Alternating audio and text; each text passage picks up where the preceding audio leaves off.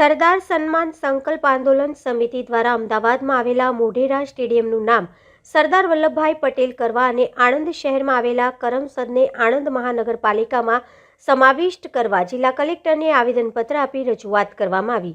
સ્ટેડિયમનું બાંધકામ 1983માં થયું હતું અને 2006માં તેનું સમારકામ થયું હતું। શહેરમાં રમાતી આંતરરાષ્ટ્રીય ક્રિકેટ મેચો તેમાં નિયમિતપણે યોજાતી રહી। ઈસવીસન 2015માં સ્ટેડિયમ બંધ કરવામાં આવ્યું હતું અને સંપૂર્ણ રીતે તોડી પાડીને ફેબ્રુઆરી 2020માં 800 કરોડના ખર્ચે નવું બાંધકામ પૂર્ણ કરાયું અને થોડા વર્ષો પહેલા સરદાર વલ્લભભાઈ સ્ટેડિયમનું નામ બદલીને નરેન્દ્ર મોદી સ્ટેડિયમ નામ આપવામાં આવતા સરદાર વલ્લભભાઈ પટેલના યુવા કાર્યકર્તાઓ અને સમાજમાં નારાજગી જોવા મળી।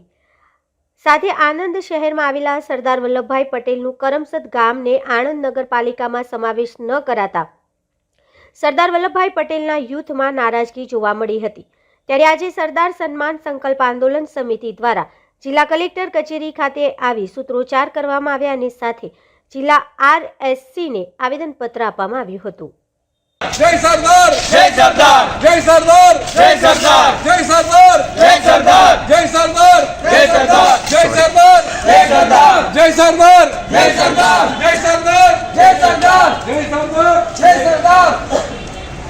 आज रोज सरदार सम्मान संकल्प आंदोलन समिति द्वारा मोढेरा स्टेडियमનું નામ સરદાર વલ્લભભાઈ પટેલ પુનઃસ્થાપિત થાય તેના ભાગરૂપે અને આણંદ જિલ્લાના જે સરદાર વલ્લભભાઈ પટેલનું મૂળ વતન કરમસદ છે જેને આણંદ મહાનગરપાલિકામાં સમાવેશ ન કરતા તેને એક વિશિષ્ટ દરજ્જો આપવામાં આવે જેથી તેનું એક અસ્તિત્વ અને ઇતિહાસ જળવાઈ રહે તેના અનુસંધાને અમે વડોદરા જિલ્લા કલેક્ટર કચેરીએ અમે આવેદનપત્ર આપ્યું છે અને મીડિયાના માધ્યમથી હું જણાવવા માગું છું કે જે આ સરકાર સત્તાના જોરે જે મહાપુરુષોનો ઇતિહાસ જે ભૂસવાના પ્રયત્નો કરી રહી છે જે પાટીદાર સમાજ અને સરદાર પ્રેમી તમામ સમાજ એ ક્યારેય સાખી નહીં લે અને જરૂર પડશે તો ગાંધી ચિંધ્યા માર્ગે અને જરૂર પડશે તો વીર શહીદ ભગતસિંહના માર્ગે પણ અમે આંદોલન કરવા તૈયાર છે।